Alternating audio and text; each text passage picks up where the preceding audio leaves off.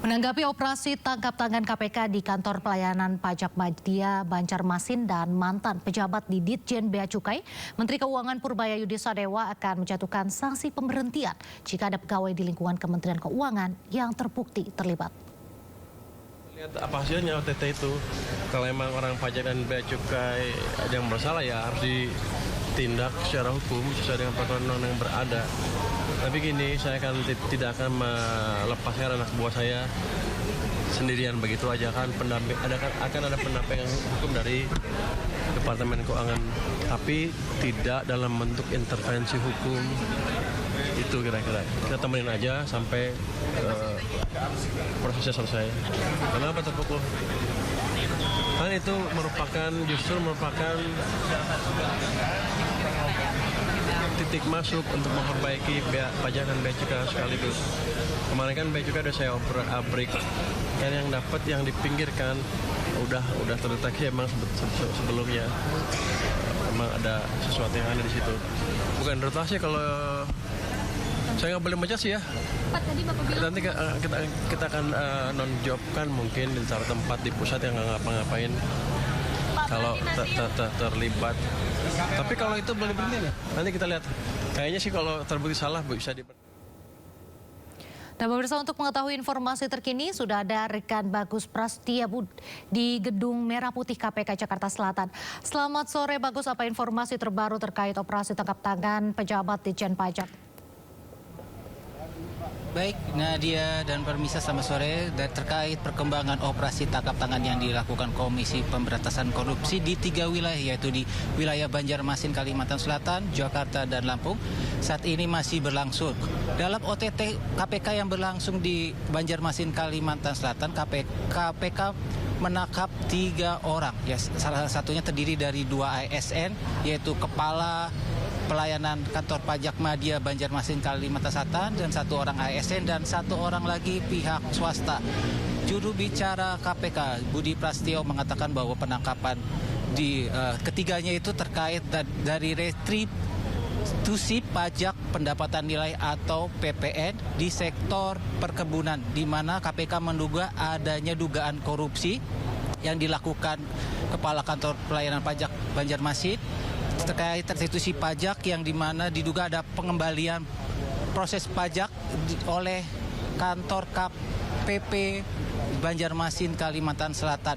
Untuk itu KPK juga menyita miliaran rupiah untuk menjadi barang bukti dan saat ini ketiganya masih diperiksa di Gedung Merah Putih Jakarta. Untuk OTT selanjutnya, OTT yang berlangsung di Ditjen Bea dan Cukai Jakarta dan Lampung, di mana KPK juga berhasil menangkap salah satu eselon 2 Ditjen mantan penindakan dan penyidikan Ditjen Bea Cukai, di mana juru bicara Budi Prasetyo mengatakan bahwa penangkapan berlangsung di Lampung dan saat penangkapan beliau menjabat sebagai Kepala Kantor Wilayah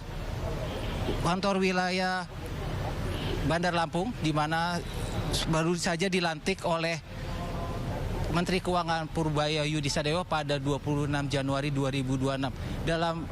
Dalam kasus tersebut, juru bicara KPK Budi Prasetyo mengatakan bahwa motif dari dugaan korupsi tersebut adalah dugaan importasi barang yang dilakukan pihak pegawai bea dan cukai dan salah satu pihak swasta.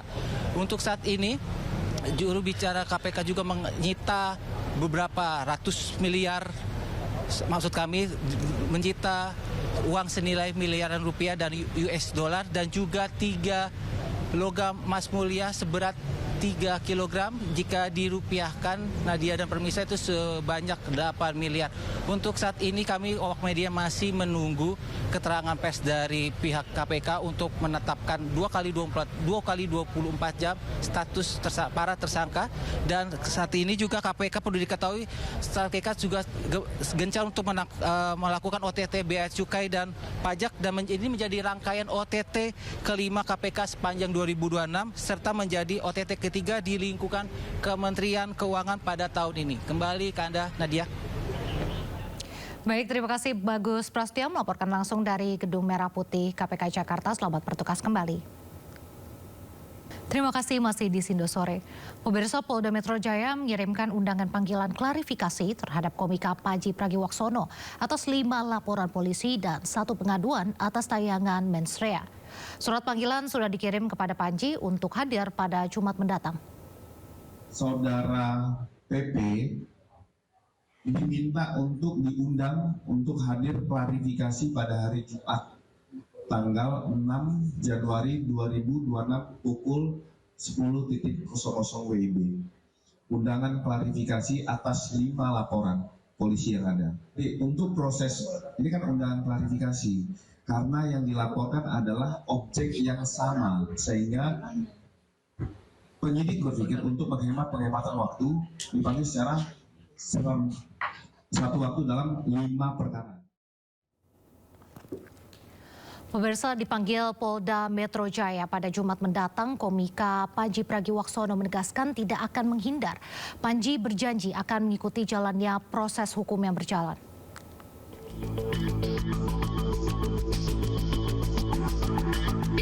Jadi terlapor atas tayangan mensrea, komika Panji Pragiwaksono menegaskan dirinya tidak akan menghindari panggilan Polda Metro Jaya. Panji berjanji akan mengikuti jalannya proses hukum yang berjalan. Panji dijadwalkan dipanggil pada Jumat 6 Februari 2026 untuk dimintai klarifikasi terkait materi tayangan stand-up komedi bertajuk Mensrea. Saya akan jalanin prosesnya saja, saya tidak akan menghindar ajakan untuk berdialog, saya tidak akan menghindar panggilan. Ketika saya dibutuhkan untuk hadir, tentu saya akan hadir. Dan itulah alasan kenapa saya datang ke sini juga. Sisanya, saya ngikutin prosesnya aja. Apapun yang terjadi di ujung, saya percaya itu untuk kebaikan, insya Allah. Sebelumnya komika Panji telah mendatangi kantor MUI untuk bersilaturahmi dan berdialog mengenai tayangan mensrea. Panji yakin dari karyanya yang bertujuan hanya untuk hiburan akan berakhir baik. Tim Liputan iNews melaporkan. Lagi-lagi oknum pejabat nakal terjaring radar KPK dan kali ini pejabat Bea Cukai yang harus gigit jari. Tidak tanggung-tanggung dari hasil operasi tangkap tangan di Jakarta dan Lampung, petugas menyita tumpukan uang tunai hingga emas seberat 3 kg.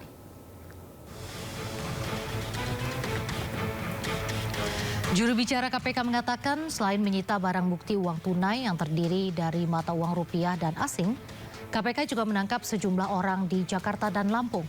Salah satunya mantan Direktur Penyidikan dan Penindakan Bea Cukai atau setara Eselon II. Penangkapan terkait dugaan korupsi impor. Yang bersangkutan pejabat Eselon II di Bea Cukai. Sebenarnya sudah mantan Direktur Penyidikan dan Penindakan. Ya, itu yang kemudian diamankan di wilayah Lampung. Berapa orang? Yang mana? Yang kasus yang ini berapa orang yang diamankan? Ini ada beberapa orang yang diamankan dan ini teman-teman juga masih bergerak di lapangan, jadi nanti kita akan update perkembangannya. Barang bukti yang kedua ini kira-kira apa? Barang bukti, untuk barang bukti ada uang tunai baik rupiah maupun mata uang asing dan juga logam mulia untuk uang senilai miliaran rupiah. Kemudian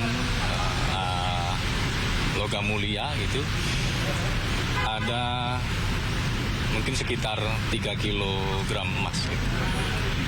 Soal importasi ini terkait importasi apa? Ya, terkait dengan beberapa barang yang masuk ke Indonesia begitu ya. Selain di Jakarta dan Lampung, Komisi Pemberantasan Korupsi juga menggelar operasi tangkap tangan di kantor pelayanan pajak Madya Banjarmasin, Kalimantan Selatan. Pihak kantor pelayanan pajak Pratama Banjarmasin di kawasan Lambung Mangkurat membenarkan adanya pejabat yang diamankan KPK untuk keperluan pemeriksaan lebih lanjut. Sementara PLT Kabid P2 Humas Kanwil DJP Kalselteng, Tri Wibowo mengatakan otoritas pajak menghormati langkah-langkah yang diambil para penegak hukum dan akan bersikap kooperatif dalam menindaklanjuti temuan KPK sesuai dengan ketentuan yang berlaku.